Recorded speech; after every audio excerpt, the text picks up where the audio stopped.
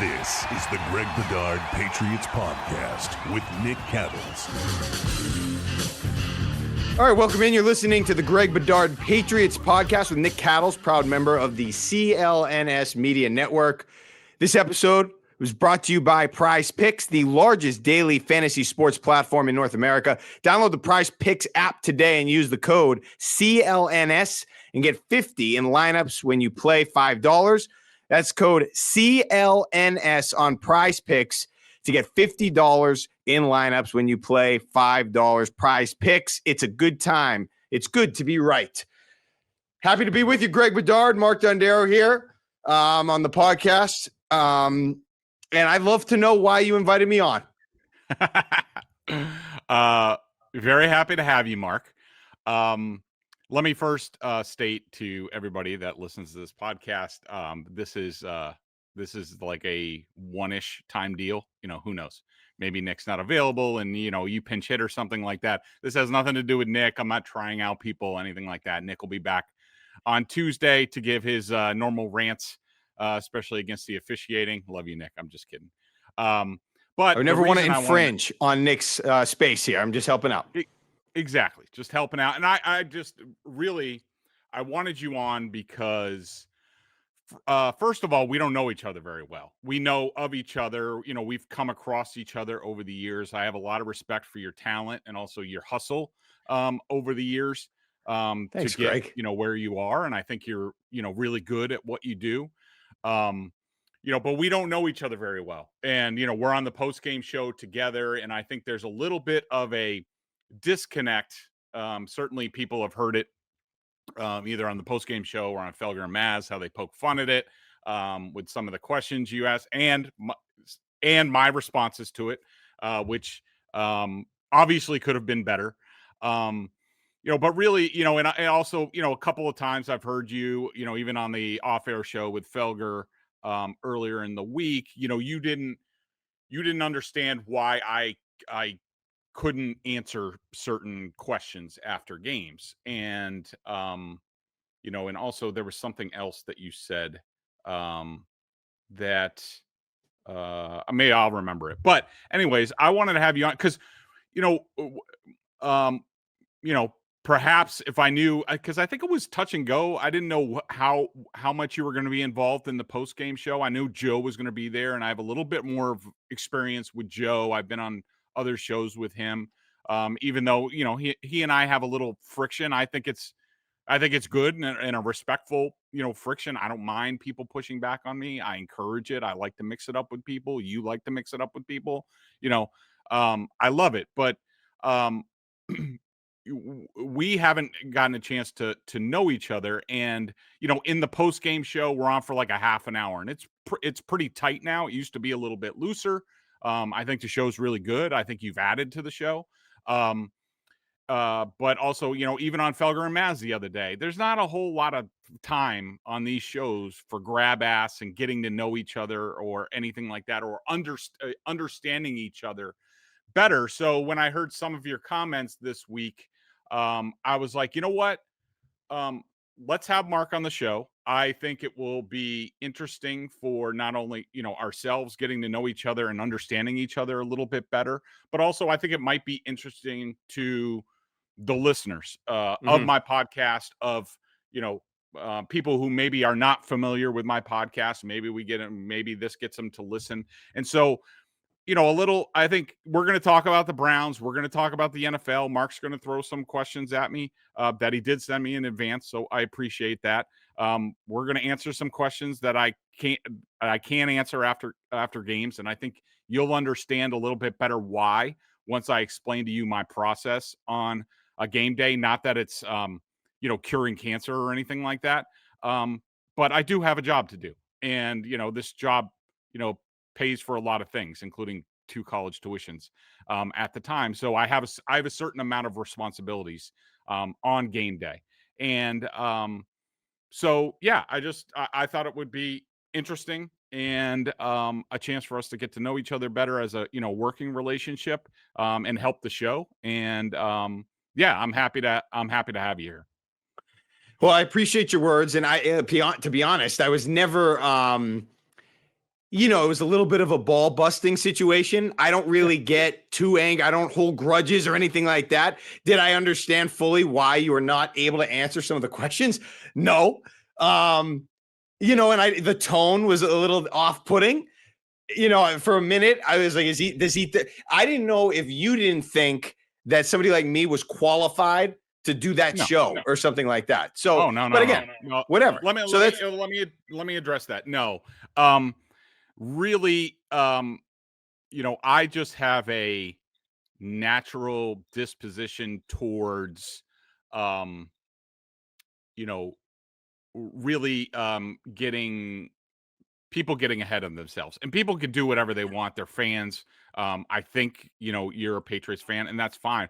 My tone had nothing to do with it. It's just like when I think, I'm a lot when somebody asks me questions, and I sort of, I'm a natural born cynic, and when I hear a question, I think that you're trying to get me to go a certain direction, and if I think you're trying to get me to be like, pants off and all excited about the Patriots, that's not something that I do. So I do push back against that, and I could have been wrong about that, but it has nothing. No, it has nothing to do with me not thinking you're qualified. I mean, you're there to facilitate the discussion, for the fans, to ask questions, to dig into things. I mean, I do as much as on that game, and you know I try to answer all the questions about the games. And yeah, there's certain stuff that I'm not really going to know the answers to until after I watch the film, but I should be able to give you, I will at least give you some sort of direction. I will give you some sort of answer in a snapshot at that time. And people know, well, I can revise that after I watch the film, but anything about the game that day, as much as I can tell, then I will try to give you an answer. But no, it has nothing to do with you, Mark, or me thinking that, maybe I'm like above you guys, or you shouldn't be there, or you're not qualified. No. And if I gave that off, then that's my issue. And I apologize for that. Well, you don't have to apologize. It's not that big. Again, I don't get offended easily. I don't really care. I just kind of roll with things. Look, I was just this is a good opportunity. I won't take too much time here. I just want to explain sort of where I come from. And you talked about being pants off. I can get that way because I'm a passionate, I guess, fan, but also about the sports in general, the analysis of the different sports. I enjoy it. I enjoy looking into why things happened and what could be better and what could have been, what could have gone worse or what's going well and all those things. And I hate the fact, and this isn't only you, Greg, but a lot of people view me because of my high energy and intensity, as whether it's pants off or I'm just super negative or I'm this is the worst one, hot take artist. I just think a hot take has nothing to do with how you say something. A hot take is what you say. So I remember I saw NBC Sports Boston posted a long time ago a thing with Michael Hawley, and he was all fired up and he was yelling a little bit, and he was making a very valid point. I don't remember what point he was making, but it was completely valid. And they called it like a hot take. And I want to be like, that's not a hot take. A hot take would be saying Bill Belichick is the sole reason that Tom Brady had success in the NFL. And the entire Patriots dynasty was because of Bill Belichick, not Tom Brady. That would be a hot take. And I wasn't yelling and screaming, but sometimes because I can get animated and get a little fiery or a lot fiery, sometimes people take that as hot take. I'm pants off or whatever. And I think my analysis is well thought out usually. And that's what I try to, it's my own fault if people can't see past my presentation, but that's just kind of a window into what I do and what, I guess my MO is in this job, in this type of role. Yeah. I mean, I think it's fine. I mean, it's obvious. I mean, I really like the energy that you bring, and I can see how, it's the same thing with me. I mean, some people love me, some people hate me. I mean, and some people think I'm, arrogant the way that I talk about the games or on my opinions, and I understand that. I mean, it's just, I am confident in my analysis, especially of the film. I mean, look, I'm not 100% right, all the time, but I have a pretty good track record over the years. I also back up sometimes. A lot of times what I do is, over the years, I will watch the film. I will draw my own conclusions. I don't read a lot. Actually, I don't read very much at all. I try to stay away from whether this is during the week. And this is no comment on my colleagues' work. And I think, there's a lot of talent on this beat. And I respect everybody, especially the people that I've been, working alongside. Not only here, I covered the Dolphins in the early days of the Patriots Dynasty. So I knew, Tom Curran and Mike Reese and Karen and all these guys. And so I go back a long ways with those. But I try to avoid any other people's opinion, especially once through when I watch the film, because I don't want anybody else's opinion to infiltrate me and color me in any way. But if I come off as arrogant, it's because I feel confident in my analysis that it's been pretty good over the years and pretty accurate. I also have the ability, I'll watch the film, I'll come to my own conclusions about both sides of the ball for the Patriots. And I do have the ability to ask people inside the building who know, just to say, hey, I think this after watching the film, and they'll be like, well, yeah, that's fair if you say something like that. Or they'll tell me, no, I don't know if we agree in the building with that. And then I go, dig a little bit deeper. But when I present my opinions on, Tuesdays or, what have you, I have a lot of confidence in my opinion. It might not be popular and it might go counter to some of the things out there. Like, for instance, this week, Drake May and his running, and about how we could also, I never got to answer. You had the question about how can you rate Drake May, the passer, like, really good, but Drake May, the runner, in the bottom three. So we could possibly get to that at some point. But,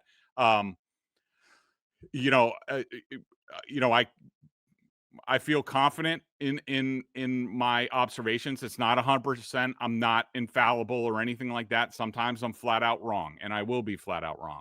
But I do have confidence in my opinion. I do think that my Drake May take on this week, if people want to really, basically the guy QB School, JT O'Sullivan, who does a great job. I'm a member of his Pantheon or whatever it's called, where you get sort of deeper analysis. He had almost the exact same analysis of Drake May that I did. And so that makes me feel good. I'm sure some people will disagree with it, but I think that Drake May ran way too early, way too many times this past week. And if he keeps doing that, he is going to get injured, and there goes the Patriots season. But so I just wanted to say that's sort of where if people perceive me as arrogant or what have you, I understand that. That's sometimes a tonality thing with me, but I'm just telling you where it's coming from. Oh, whatever. I mean, when I asked about the AFC and you said, "Oh, come on, I can't answer that." That was unbelievable. I loved every second of that. I knew that was going to be something. It was great. That was good. It was great. And I will a little bit later let people know. I'm going to share my screen and show you what I do during a game. And tell you what I do in the aftermath of the game. So when I get with you at 5:30, what have you, for a 1:00 game, you're going to understand why when you ask me anything that goes on the NFL, like, I'm going to be like, who did they win? What's going on? And so, sure. Oh, that was the other thing. Okay. Now, so the other thing you said was I cover the NFL, and you don't understand why somebody who covers the NFL doesn't know certain things. I don't cover the NFL. I cover the New England Patriots. I used to cover the NFL for Sports Illustrated, and I am an NFL writer per se.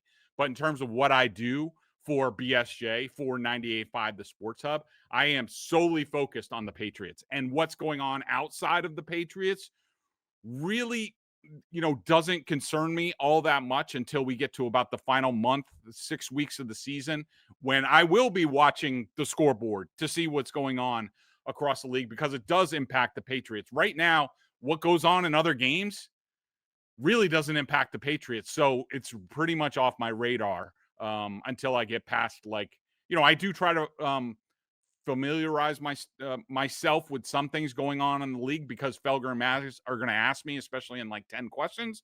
But that's about the extent of it when I'm covering the Patriots during the season. I cover the Patriots. I don't cover the NFL. That's how I view it. Fair enough. And in your defense, the film, I mean, it obviously it does tell you so when you go back and like, for example, I didn't realize, in the depth of how at risk Drake May put himself in that game until I went back and watched one of those 19-yard runs and realized, oh, he didn't actually slide. He was well past the first down and then took this unnecessary double-sided hit where he goes, pile driving into the ground. That was something that the film taught me. Now I'm not watching all the film, obviously, right after the game, and neither are you until Tuesday. So I respect the attention to detail there and all that. So there's no apologies necessary. I appreciate when something is said that I know is going to gain some traction. Yeah, absolutely. Let's we can get into the Browns if you want in the upcoming matchup. I think, look, the defense and the offense is the headline here. I mean, do you see it any other way going into this week? No, I think that, in what I've seen so far, and I watched about 3/4 of the Dolphins game the other day, the Browns against the Dolphins. And I've started to dig into the advanced analytics a little bit more. I don't think the Patriots will have any trouble with the Browns offense. I think they are very limited. I think they're very limited by Dylan Gabriel. I don't think they have much to worry about in the passing game. We'll see if Jerry Jeudy, I don't think he's doing very much. He did not practice the other day. Of course, this is like 1:00 on Thursday, so we don't have the practice report for today. Quinshon Judkins, Travion Henderson's teammate at Ohio State, certainly had some electrifying runs in that game. The thing is, the Patriots have a great run defense, and that they don't have to worry about Dylan Gabriel like killing them down the field. I mean, look, the current state of their pass defense, the Patriots, they have to worry about just about everybody, and I think just about everybody can make plays on them, especially in the middle of the field. But I don't think the Patriots defense is going to have any issues in this game. And as long as the big thing is, can the Patriots offense take care of the ball and make enough plays against this Brown defense, which I think is it is the and granted, I haven't watched a whole lot of film around the league. Pretty much I just watched the Patriots upcoming opponents, their game or two before they play them. But this is the fastest defense I have seen on film, and they are aggressive. They play a ton of single high safety, in your face, press man. They're sort of the anti-Patriots in terms of, the Patriots' strength in the pass defense is the man-to-man of the corners, or at least should be. But they stink in the middle of the field because the linebackers don't cover well. They don't get to their depth. The safeties are not that great. Of course, Craig Woodson did not practice the other day. That could lead to more things.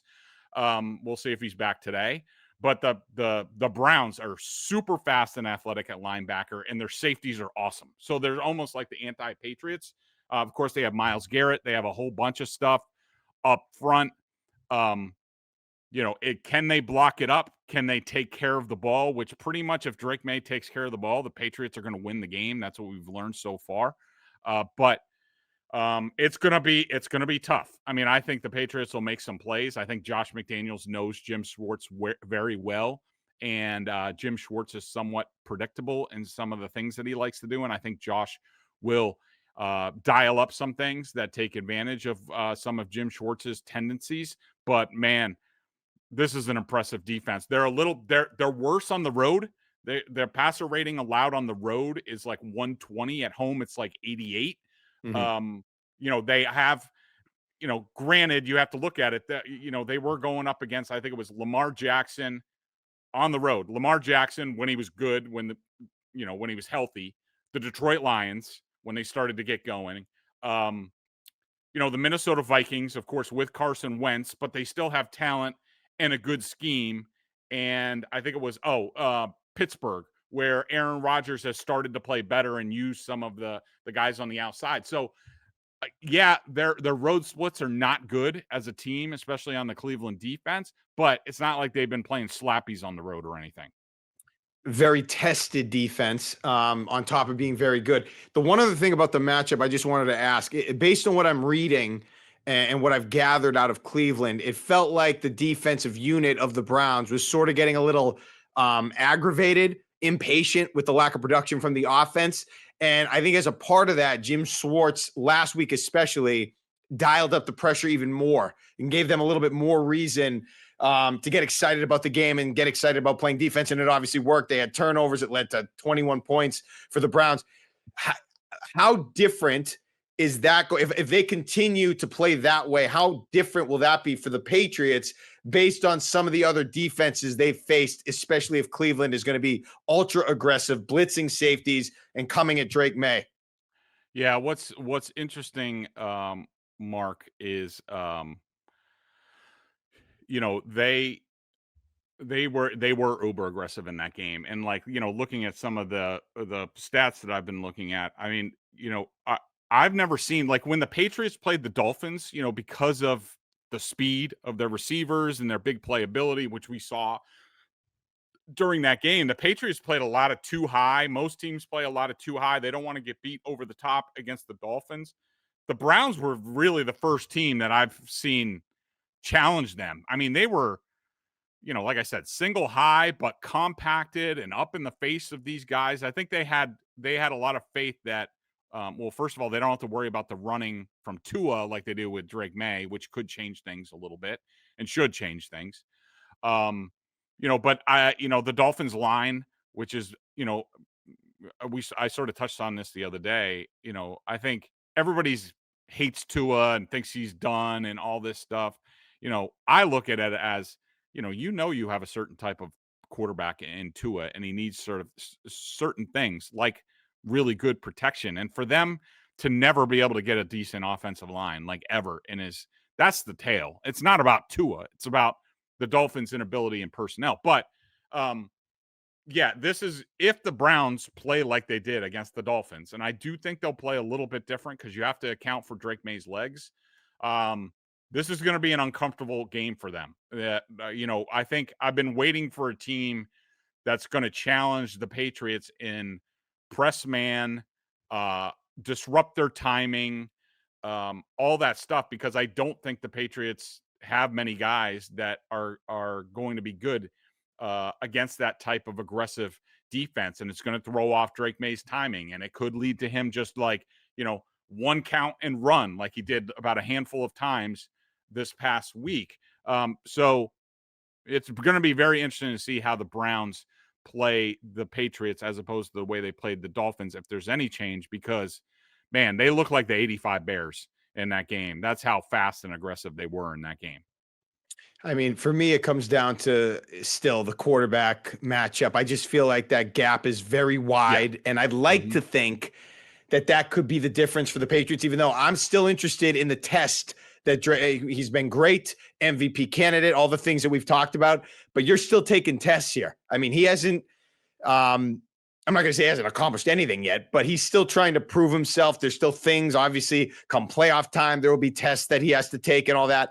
But this is another one. This defense is really good. They've played some good quarterbacks to this point. They beat the Packers. I know they don't have a lot of wins, but they've beaten some good teams. They've been able to find a way to do that. I can't wait to see. And I keep going to it. The Patriots at home. Great performance against the Panthers, but that's still a thing to me. They have to find a way to get better at home and to get better on game days at home and win those games at home and try to build momentum doing that. Okay.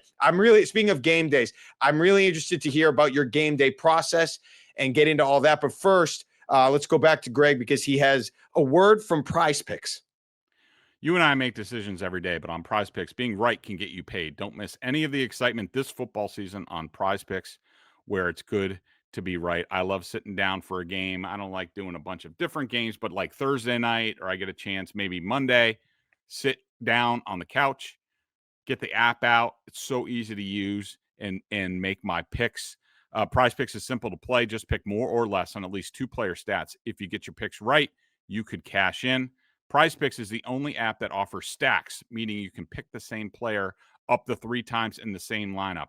Want to pick more on Drake May's pass yards, rush yards, and touchdowns, like I'm sure Dondero does every single week? Now you can pick all of them in the same lineup, only on Prize Picks. On Prize Picks, how you play is up to you. If you want flexibility, choose Flex Play, where you can get paid even if one of your picks misses. And if you want the biggest payouts, which is what I do, I go big or I go home. Go for the power play. No matter your play, Prize Picks is a great way to put your takes to the test. Download the Prize Picks app today. Use code CLNS to get $50 in lineups after you play your first $5 lineup. That's code CLNS to get $50 in lineups after you play your first $5 lineup. Prize Picks, it's good to be right. So speaking of being right, I'm just trying to figure out how I can get the right answer for what you do post game. Because to be totally honest with you, I still don't know when we talk about that question, the AFC and offering a thought. I still don't know exactly what you mean by you're so inundated on a game during a game, why you couldn't offer that answer. So if you could take me through kind of what you do, I think that'd be interesting for a lot of people to hear. Yeah. So look, and I'm not making it out like I'm curing cancer or anything like that. And Sure. could I be more observant to what's going on around the league?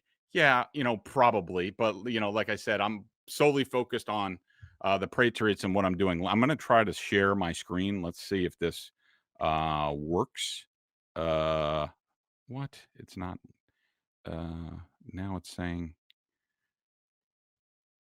Well, look, while you're doing that, I'll say that I appreciate the pride that you have in, not wanting to be reckless with a take or with some analysis because you haven't fully invested in the time. At the same time, again, as you continue to explain, my perspective is you cover the league. You don't cover the league, but you know what the Patriots are doing throughout the course of the week. You must be somewhat informed on what else is going on in the NFL and the team's record and the standings and who's doing well and who's dropping off and all those things.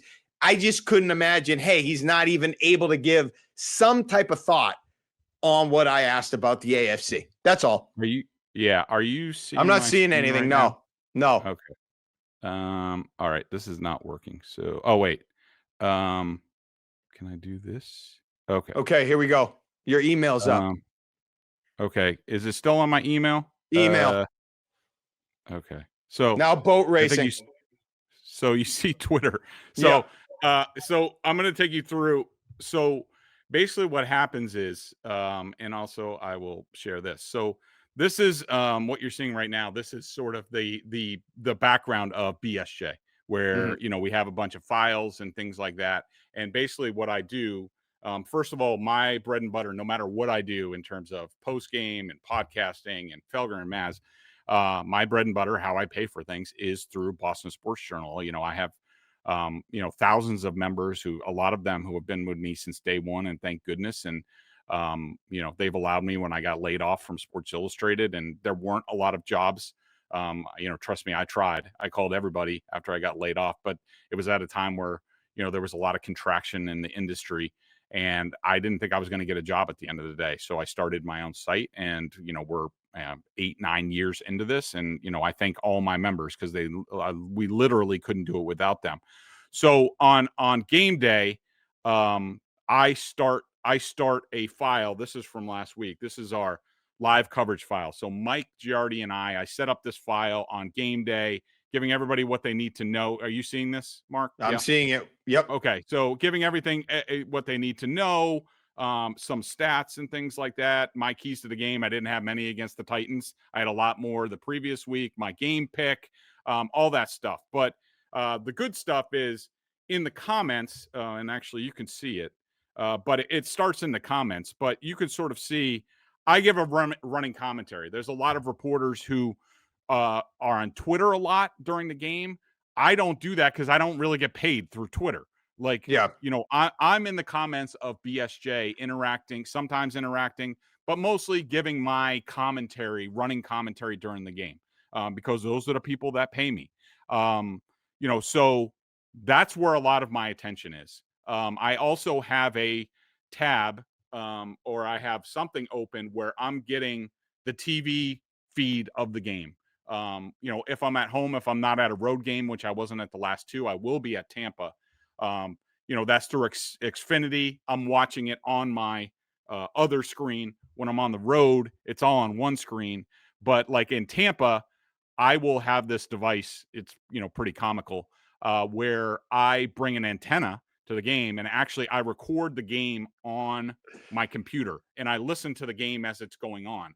And sometimes I might hear highlights from a game. A lot of times, like during the break, um, I will be in the background of BSJ, and I'm having to change the headline to keep up with the score, also giving people an indication of what's going on during the game. I'm changing the picture, during the game to keep things fresh. And also, if Drake May's playing great, but after say the defense gets a defensive score like Chase on, I'm going to go into usually during the commercial break, I'm going to go into our file system, our picture system, and find a picture of Chase on with the touchdown as soon as it appears. So that's what I'm doing on. I am monitoring, but normally it's just this is the NFL's like stats site, but really I just have it on the Patriots game. You'll see some of the scores up here. I do notice the scores, but I don't, not a whole lot. I mean, if I see somebody's losing like 40-0 and that's a surprise, I might note that. But that's about it. I also have this tab is a stats service that I use that, really actually this is during the game, and this all updates during the game to give me a look at as far as passer rating, all sorts of stuff. How much the blitzing is going on, success rate. So I'm looking at some of this stuff, and I have there's a bunch of different stats that I can look at during the game. I also look at PFF during the game. They are grading the game as it's going on. I'm looking at it to see, sometimes they have accumulation of pressures allowed, things like that maybe I'm not keeping track of during the game. I also have a side chat in Group Me with a select group of members at BSJ, where I'm also giving them some commentary. I do keep tabs of my terrible fantasy football team. That's sort of, if I get a little break, I want to see how my fantasy football team is. It does have scores on the Yahoo thing, so I do see some of the scores, but I'm not taking a ton of interest in it. Oh, okay. So this is during the game, but also I have what's called basically what I do after the game, Mark, is we have what's called a BSJ game report, which is basically like sort of like a quickie take on the game with different categories. I have headlines, turning point, second guess, 3 up, 3 down, injuries, some game notes. I put in Twitter top plays, and then 2 or 3 takes Bedard will probably regret later. I love to have that ready at the final gun to publish. So not only am I doing my game coverage at the same time, I am starting to write this is my game story. And I try to get it done as soon as possible after the game, so there's something fresh for the BSJ members. Doesn't always work out that way. I'm also trying to finish this and get down to Mike Vrabel's press conference. Hasn't happened a lot. A lot of times, a lot of these games are going down to the gun. I should start writing this as the game goes along. I don't really do it. I'm kind of a slacker. So I start basically writing probably in the fourth quarter. So a lot of the fourth quarter, I'm just writing and sort of listening to the game and watching what I can of the game. Luckily, hopefully they get more blowouts like this past weekend, so I can write earlier and get it sent, and then I can monitor Mike Vrabel, because I would like to be there. I haven't been there a ton, but I would like to. It just doesn't always work out. Then as soon as Mike Vrabel is over, whether it's on Zoom or at the stadium on the game field, I go and I do the CLNS post game with Zanis for about 15 or 20 minutes. Then I go from there, this Sunday home game, I'll go from the field up to the box. I go into a box in the media section of the press box. It's sort of almost like a coaching box, where I can be by myself. I will work, probably sometimes I have to finish up the game report, but that's what I'm doing. That's what I'm doing until I talk to you at about 5:30, which is like an hour and a half after the final gun. So basically, I'm working right up until I talk to you. And so that's why when you guys asked me, or like this past weekend when we talked about the Browns and I asked you, like, did they win? Like, how did they do? Um, do You're you sort smothered. of do you sort of understand why Oh I yeah. okay. No, I get it, and I respect all that hustle. I mean, it's ridiculous how much you're doing. It's cool to see how it kind of works behind the scenes. Um, and I think, keep in mind, I have absolutely no idea what it's like to work in a situation where I have thousands of subscribers that are sort of relying on my every move in terms of the website or whatever it is, the publication, and my analysis and my breakdowns and what I've promised to deliver. So I don't know what that's like. From my perspective, I just, I was brought up in this business with a journalistic background. I mean, the principles of journalism I respect, but at the same time, ever since I started, I've always viewed myself as more of an entertainer than a journalist, just because I always viewed that as where this business has gone more so. Even this dates back to, when I used to cover, when I was on the beat for 5 years for the Patriots, in the locker room, at the press conferences, Belichick. I mean, everybody, they gave me so much crap for the questions I used to ask Belichick. But to me, and I know you're doing something completely different with the website and everything. For me, it was about entertainment. I didn't really care how he analyzed the backup running back that could get some touches from the Jets on the, like, I didn't give a crap about all that. I was thinking, how could I make this entertaining? And I still approach, I guess, the post-game show with that kind of mindset. Although I will say this, if there's ever a time for more of an analysis than just being an entertainer, it is a post-game show where you could go, like, that's where I'm a little bit more interested more than ever in some of the numbers, in some of the tendencies, in some of the statistics. Usually I hate stats. I think stats lie, numbers lie, stats are for losers. But in this regard, in a post-game show, I still like it because it offer insight into the game. However, I still view it as, you want to it's a vehicle to be entertaining. It would be entertaining or be an entertainer. And I still have trouble shaking that, even though we're sort of analyzing the game and what happened. So it's like when I hear, I got to watch the film, or, I get where you're coming from, especially now. But that to me is like, well, we're trying to, entertain the people here in the post game, and that's just something I've had trouble shaking. So that's where I'm coming from. I totally get it. And I appreciate that. So just so people understand. So, basically I'm doing my game day responsibilities are basically like the live coverage file and keeping that updated. I had to start on the game report. I have two different, post game shows that I'm doing. I then read, like, Mike Giardi Giardi writes a column. I edit that. And then I also, once that's over with, then I write my game column. And I will say my responsibilities are a lot different. Like if I, when I was say at the Boston Globe and I was like the NFL writer, I mean, really my contributions on game, I mean, it's uh having a legacy media job, those things, especially they have, I will say they have to deal with a lot earlier deadlines now than we used to have to back in the day. But really, you're talking about, I mean, whether it's Dan Shaughnessy or like Ben Volen, who has my job that I had, I mean, he's writing one column, like as far as I know. And this is no disrespect to Ben, as far as, I just remember what I had to do. And of course, I used that, I did a lot of analysis. Like that's why I record the games to my computer, because I would go back and be like, if there was something big in the game, like how did the Patriots, like, how did they stunk on defense in the first half? But they won the game on defense in the second half and they tightened things up. What changed? And I would go back and sometimes I would go back and rewatch almost the entire game and note a bunch of things. So, not everybody's the same. I mean, I have to hustle a lot because, it's my own thing.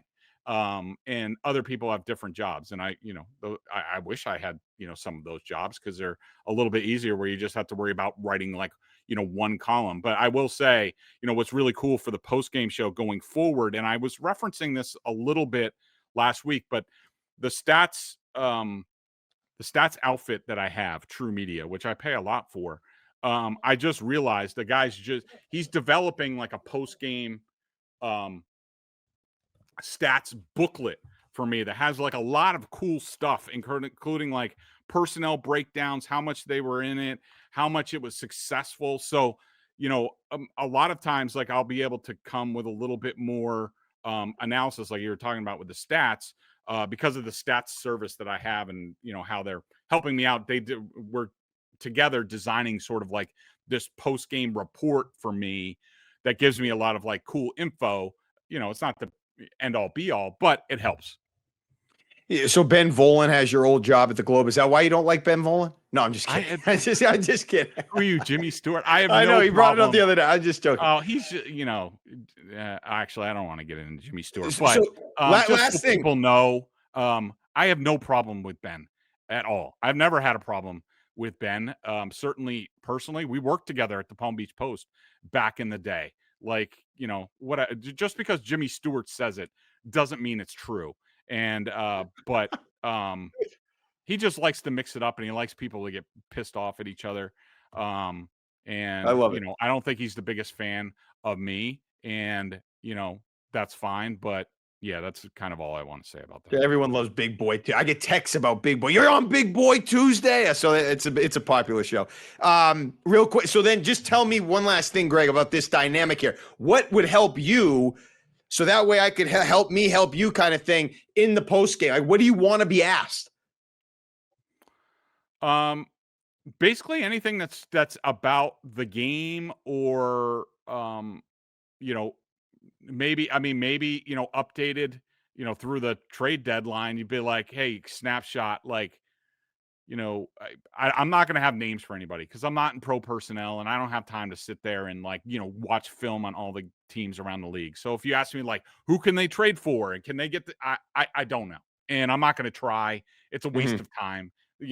Those guys will find people. But, if you wanted to update, hey, any more thoughts on what you think the Patriots need at the trade deadline? But, really it's specifics. And I know, I understand, the last couple of games, I forget what game we were commenting on when we had those interactions, the cul-de-sac and the Muffin House. But I know, I understand it was a blowout, and you're trying to find different things, like just anything Patriots centric. Like I'm just tunnel focused on the Patriots in that game. Okay. So anything there is fair game. Okay. Yeah. I think we should just keep doing what we were doing. If you feel like the question's ridiculous, have a dismissive tone, and I'll throw it back at you and be a little bit pissed, and then we'll just go with what we're doing. I think that works. Exactly. I love all right. it. Great. Just because we have the time right now, real quick, I would like to kind of get your take on the AFC as a whole, and just kind of where you see right now the Patriots and how they stack up against some of the other top teams and the true contenders, and who are some of those other top teams as you see it right now. Okay. I am sort of a slave to DVOA. I love it because it compares, it puts opponent ratings into it. It factors that in. It's not just like EPA, which is in the ether. There's no comparison on who you're playing. So just to let people know, in terms of, these are the DVOA rankings for the AFC. Colts, Chiefs, Texans, Pittsburgh, Buffalo, Denver, Jacksonville, New England. New England is 8th in DVOA, total DVOA in the AFC, whether that's fair or not. My personal AFC. Oh, and by the way, what I did want to point out is, as far as like, I do try to get a flavor of the league, but before Tuesday, it's really limited to I tape NFL Network's Game Day Final, and I try to watch that on Sunday night or Monday morning to give me a flavor of what's going on across the league. But I hate highlight shows. I hate relying on it. But so that's about when I try to get clued in. I try to watch some of the Monday night game because I figure something might happen with Felger and Maz. But all day Monday, I'm really watching the film, putting my charts together, film, all that stuff. So my rankings of the AFC right now, the Kansas City Chiefs. I think they are getting their groove back. I think, they are going to be dangerous. If they're not the best team right now, they will be in short order. I think that the Kansas City Chiefs right now are the favorites in the AFC. I would also put Indy there. There's the whole Daniel Jones thing. We'll see. But I watched the Colts in week 1 against the Dolphins. I came away very impressed with the Colts. I said at the time, this team's a lot better than people realize. I think their lines are awesome. I think they are fast on defense. I think Jonathan Taylor is one of the best backs in the league. Daniel Jones is playing at an incredible rate right now. Not as good as Drake May, but pretty good. So I have Indy number 2. I have Buffalo number 3, just in terms of, I think with the bye week, they will get it figured out. They have a history of that. I don't know if they can keep it up with all the injuries that they have. I hate their defense. I think their defense stinks, but they're going to have to score and get their groove back on offense. I think that they will. I have Pittsburgh number 4. Don't like their defense, but I think Aaron Rodgers is getting more comfortable with the guys around him. And they beat the Patriots, even though it was the Patriots' fault. I have Pittsburgh 4. I have New England 5th, just ahead of the Broncos. It's very close, but and Denver has a great defense, but I trust Drake May a hell of a lot more than Bo Nix. So those are my rankings as of the moment. I don't have a big problem with that. You lost me at the Steelers. I know the Steelers beat the Patriots in New England, but the turnovers, Aaron Rodgers, he can't come back in the fourth quarter throughout his career. I just don't. And I put the Patriots above them. I'm not a believer, in Daniel Jones, but right now, the way the Colts are playing, if you're talking about power rankings, I would put them above the Patriots based on how they've played, their entire body of work and their entire roster and all those things. And then the Broncos, I would have right behind the Patriots just because I think Bo Nix is good, but I don't know if he's that transcendent type of quarterback that won't, he'll be able to produce even if he doesn't have great things around him or a lot of people. Even if they're not loaded, but they're playing well. They've had some nice wins in Philly and such. So I don't have a big problem with those rankings. And man, what a relief that we were finally able to get that answer from Greg Bedard on a Thursday here. So thank you for that. All right, I want to do a little rapid fire, but first I want to remind you, make sure you check out CLNS's YouTube channels. The YouTube channels for CLNS include the CLNS Media Network and Celtics All Access on CLNS for behind-the-scenes content and segments from their many Celtics podcasts, the NBA History Channel, the Patriots Press Pass, and Bruins Ringside. Again, check out the CLNS YouTube channels. You ready for some rapid fire? Ready. Here we go. Okay. First rapid fire question. I mean, you have to be super quick, but it is rapid fire. Your favorite Super Bowl of all time not involving the Patriots. This is a way for us to get to know each other a little better. Favorite Super Bowl of all time not involving the Patriots. Yeah, I looked at all the Super Bowls, and there's certainly some great ones. There's certainly a lot of memories of great Patriots Super Bowls. Even though I don't know if you're aware of this, and this might come up a couple times, just so people know. I think my listeners know. You might not know. I did not grow up a Patriots fan. I am from Massachusetts, but I did not grow up a Patriots fan. I grew up a Dolphins fan, mostly because of Dan Marino, because I was living in South Florida at the time. I think I heard that. Yeah. Down there. Yeah. But anyways, and also I was early in my career working my tail off, making my way up as the Patriots dynasty was beginning. But I looked at all the games. There were there's a ton of memories. Certainly not Dan Marino's one shot against the 49ers when they ran roughshod over them. That really killed me. And I did not think that was going to be the only time he was going to be there. But I'm going to go with the first Super Bowl that I vividly remember because I just fell in love with it. The whole spectacle. It was Super Bowl 16, 49ers Bengals in the Silverdome. There was something about the lights in the Silverdome, how they were bouncing off the 49ers helmets, the Bengals helmets. I loved Kenny Anderson Chris Collinsworth, Montana. I was just sitting there on the floor, mesmerized by the entire spectacle of it. And that has always, I just have a vivid memory of that. And that's when I fell in love with the NFL. That's the first Super Bowl. I was 8 years old at the time in early 1982. But that's my most vivid memory of a Super Bowl. Great answer. I'll go with the this one's for John. The Bronco. I forget what number it is. 32, maybe. The Broncos Packers. I thought it was a great game. I had a thing for that Broncos team. Elway trying to win his first. He had been there so many times. He had never won. I didn't like the Packers because they had beaten the Patriots the year before, so I was rooting hard against them. I thought that was the helicopter at the end. Great game, great Super Bowl. All right. Tell me your story as a Patriots fan. I'm just interested from Super Bowl 42 when the Patriots were undefeated, lost to the Giants. What were you doing? Were you covering the league, covering another team? Were you just at a party? And how did you, as a football person, a football fan, digest what you saw happen? So you're going to find this funny, again, and you're going to find it unbelievable. But hopefully I can give a little context. I'm 95% sure I was there. And you're going to be like, how do you not know whether you were there or not? So that was my first year covering the Green Bay Packers. Okay. The twins, our twins, were born about 11 months earlier. We moved to Green Bay, Wisconsin, where we knew nobody. So my wife and I, that whole time period is a complete blur. When you have twins, you're working your butt off. I was there at the 2007 NFC Championship game, the Giants-Packers stunned Favre interception. I'm covering. Oh man. Yep. I'm reasonably, and I even because I was hung up on it, I asked my wife, she doesn't remember because that whole time period was a blur for us with the twins.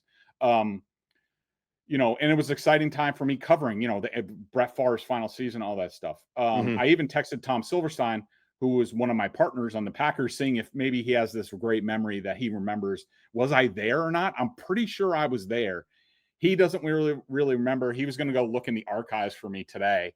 I'm reasonably sure. So, I covered the NFC Championship game. I think I flew down just for the game. Because I do remember in mind's eye, like I can remember my seat in the stadium and watching some of the plays and, Tyree, and I'm reasonably sure I was watching Belichick storm off the field before the game was over, like right below me.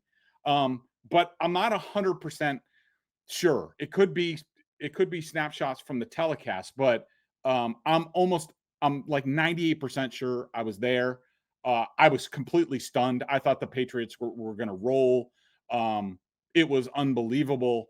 And that would have been the first Super Bowl I covered. As long as I was there, that was my first of 14 Super Bowls that I would go on to cover. I don't even know what to say, whether to laugh or be concerned, but I'll just say from my perspective, it's still a game I can't watch. And I still can't believe they lost the friggin' game. Okay. Next, favorite football movie ever? Football guy, football movie. What's your favorite? Did you skip one? Did I? Yeah. If you could put any player currently in the NFL on the Patriots, any NFL player, who would it be? You don't have to worry about contract, money. Yep. You could just put him on the Patriots. Who would it be?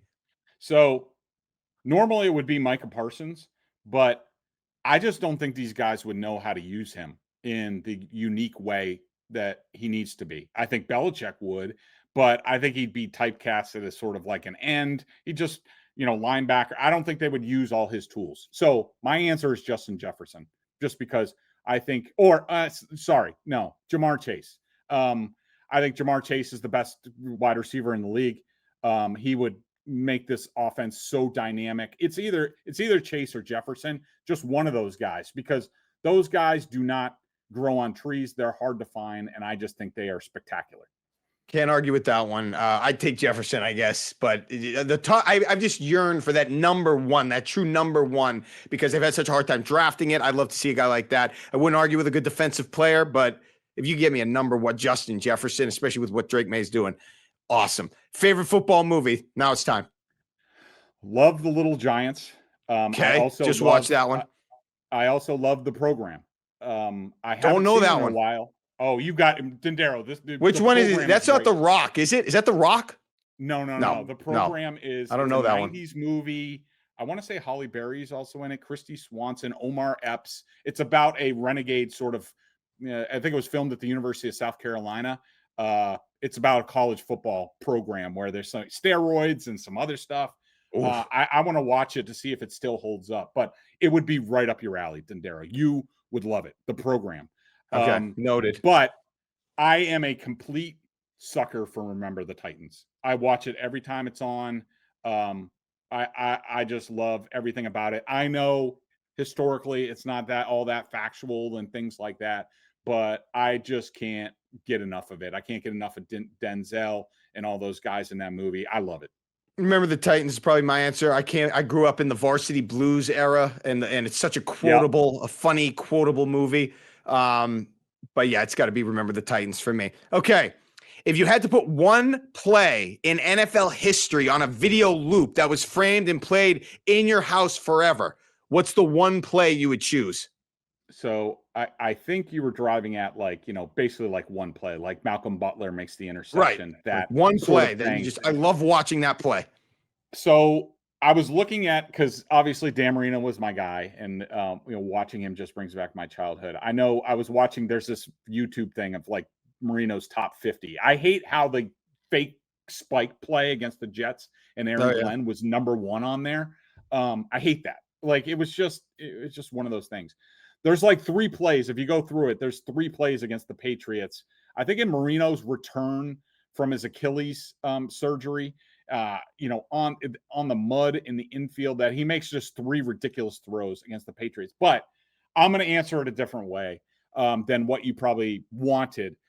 Just the Packers sweep, the 1960s Packers sweep, pulling both guards, the art that it took for that play to be successful. There's a great YouTube clip, about 5 minutes, of Vince Lombardi breaking down the play. I just love it. If I had a picture of all those guys in a game, not one specific instance, but just hitting on all their blocks, but also like just watching it over and over again, probably whichever it is, the best time they ran the Packers sweep, that's what I would want to watch. Tom Brady to Troy Brown, Super Bowl 36, when he backpedaled and then hit him. That's when I knew it was happening. That was a feeling that I probably haven't replicated since and hadn't had to that point. That's my answer. Okay. What player represents Bill Belichick's worst ever draft pick? So I'm not going to go with just one player. I am going to go with the first three picks of the 2018 draft. 23, Isaiah Wynn. 31, Sony Michel. 56, Duke Dawson. Bill Belichick had a chance to completely remake the Patriots Dynasty that year, to buy himself another 10 years of greatness. But he could, and I don't want to hear anything about like, well, Isaiah Wynn and Sony Michel helped them win a Super Bowl. They would have won with anybody playing those positions. It wasn't about them. But just imagine if Bill Belichick took Lamar Jackson, Nick Chubb, and a Fred Warner or Carlton Davis with the third pick. I mean, we're talking a third dynasty. And obviously that didn't happen. I always go with Ras-I Dowling. It was like the first pick of the second round. And with where their defense was then, oh, what an opportunity that would have been to get a playmaker, an additional guy that you could have put into that defense and help them get back to where they wanted to go. I hated that pick. That was a devastating miss. All right, next. Glass-eyed Dowling. Oh, he was brutal. Okay, whose press conference would you have loved to have covered but never got the chance to?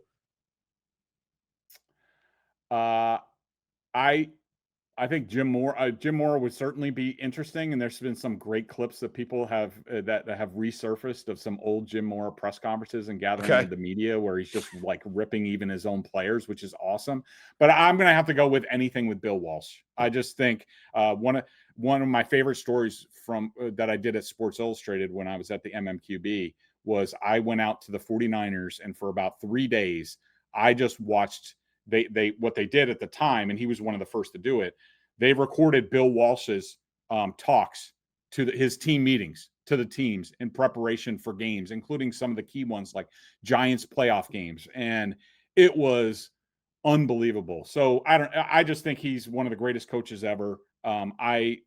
Anything I could get more of with Bill Walsh, that's what I want.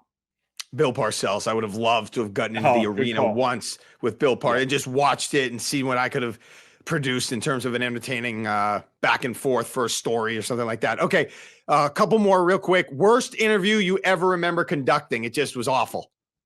So I was covering the Dolphins at the time, and I tried to do this story on, it's 120 degrees down there during training camp in August. Yeah. It's absurd. And these guys, all the positional players are killing themselves. Then you watch the specialists, Olindo Mari, Matt Turk at the time. These guys aren't even sweating. They're going inside the bubble and kicking. So I tried to do a story where I allowed them, I gave them the opportunity to poke fun at themselves about how they don't do anything in training camp really, and compared to their teammates who are killing themselves. And especially Olindo Mari would not bite at all. He made it out that everything he did on every day in practice was of the greatest consequence, and it was just broken glass. It went nowhere. We got in an argument at one point. It was horrible. I had one with, do you remember Brian Stork? He was a center for the Patriots like 10 years ago. I interviewed him at his locker, one-on-one on camera, and it was by far the worst interview. He gave me nothing, nowhere, barely talked. And I said to him after, I was like, dude, if you didn't want to say anything, just decline the interview. That's okay. He took it. It was awful. I never talked to him again after that. It was horrible. Horrible interview. Two more. If Bill Belichick retired immediately following Super Bowl 36 in that first one over the Rams, would he have been a Hall of Famer right then and there? Only through one of these committees, like the contributors, like coaches thing. Like we just saw Alex Gibbs is on one of these finalists. He would be, he would be ahead of those guys, but I don't think he would get in through the regular vote. There wouldn't be enough there. One Super Bowl title, awesome and great upset, everything, and great defensive coordinator, but I don't think enough to get in that quickly. Pants off, I would have put him in just because, the Brady decision, keeping him in there, having drafted him, and then obviously the game plan against the Rams. That was, just such an epic year for Belichick. On top of what he did as a coordinator with the Giants, I would have put him in. All right, last one, rapid fire. Give me one player from the Patriots Dynasty years that was important to their success, but that's somewhat forgotten or not talked about as much as they should be. Oh, you said dynasty years, so this might not be a great answer, but like I said, I'm not a Patriots fan, so and I was working really hard in the first part of the dynasty, even though I saw those teams twice a year, but of course I wasn't watching it from the Patriots perspective. Sure. I'll just say in terms of when I covered the team, I thought the guy who was underappreciated, and I do think fans here appreciate him, but nationally, and I mentioned this the other day about how Vince Wilfork always had horrible PFF grades. I thought Vince Wilfork was one of the keys, that he was so big and strong, and the unheralded dirty work that he did for those teams. I'm not sure how many Super Bowl titles he won, at least one, maybe two. I just thought Vince was irreplaceable. There weren't many guys that could do what he did. What a phenomenal athlete for his size. I just thought Vince was awesome. All right, I'll go with the late, great David Patton. He had some big, in that first Super Bowl run, he made some big AFC Championship games, Super Bowl touchdown catches in both. God rest his soul. We rarely ever talk about him anymore, but I thought for those early years on those teams that won the title, I thought he was big. All right, this episode has been brought to you by Prizepicks, the largest daily fantasy sports platform in North America. Download the Prizepicks app today and use the code CLNS and get $50 in lineups when you play $5. That's code CLNS on Prizepicks to get $50 in lineups when you play $5. Prizepicks. It's good to be right.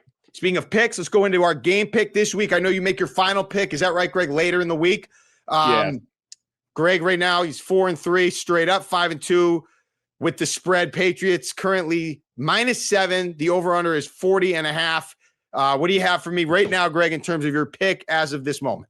So it's similar to what I said last week. I would have been surprised if the Titans would have scored a touchdown. Of course they did. Rough first half. I'm going to say the same with the Browns. I don't know whether they score a touchdown in this game. They shouldn't. We'll see how the Patriots defense comes out. So I think the Patriots win. They cover. rather easily. I would say it's going to be something like 23-10, maybe. I think the Titans game I picked like 24-6, which didn't work out, but something similar to that. I just don't think the Browns will be able to do anything on offense. Not that I think the Patriots defense is good. I just think they stink on offense. I love it. 24-9. I was actually going to kind of a carbon copy of what we saw from last Monday night between the Bucs and the Lions. I think it's going to be similar to that, where the Lions, they kind of gain control later. I think the Patriots will be able to gain control and get it done just because their quarterback's better. The defense of the Browns is good, but I think the Patriots defense makes some plays, and I think the quarterback's just better, and that's going to take them to where they want to go in this game. All right. It's been great, Greg. I feel like I know you better now, and I'm looking forward to Sunday and the interview during the post-game show. Not that I didn't normally do that, but now I really am. Me too. Let's get it on. Don't be afraid to push back on me. Let's go get it. All right. Love it. This has been I want to get it right because I got to get Nick will be mad at me. You are listening to the Greg Bedard Patriots podcast with Nick Cattles, proud member of the CLNS Media Network.